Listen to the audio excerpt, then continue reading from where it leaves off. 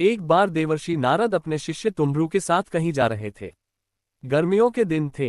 एक प्याव से उन्होंने पानी पिया और पीपल के पेड़ की छाया में जा बैठे। इतने में एक कसाई वहां से 25-30 बकरों को लेकर गुजरा। उसमें से एक बकरा एक दुकान पर चढ़कर मट खाने लपक पड़ा। उस दुकान पर नाम लिखा था शगाल चंद सेठ। दुकानदार का ध्यान जाते ही उसने बकरे के कान पकड़कर 2-4 घूंसे मार दिए। बकरा बै बै करने लगा और उसके मुंह से सारे मट गिर पड़े।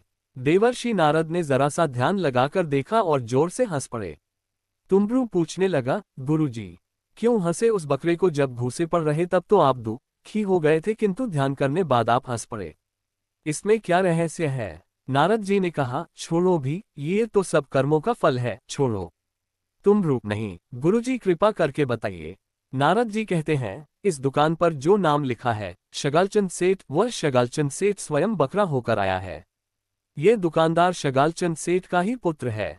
शगालचंद सेठ मरकर बकरा हुआ है और अपना पुराना संबंध समझकर दुकान पर मट खाने गया। उसके बेटे ने ही उसको मारकर भगा दिया।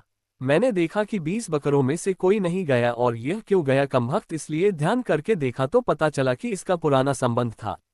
पुत्र ने तो बकरे के कान पकड़कर घाई से जमा दिए और कसाई को बकरा पकड़ाते हुए कहा, जब इस बकरे को तू हलाल करे तो मुंडी मेरे को देना, क्योंकि यह मेरे मट खा गया है।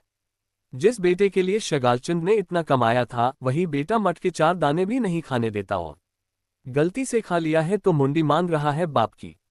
इसलिए कर्म की गति और मनुष्य के मोह पर मुझे हंसी आ रही है कि अपने अपने कर्मों का फल तो प्रत्येक प्राणी को भुगतना ही पड़ता है, और इस जन्म रिश्ते नाते मृत्यु के साथ ही मिट जाते हैं, कोई काम नहीं आता।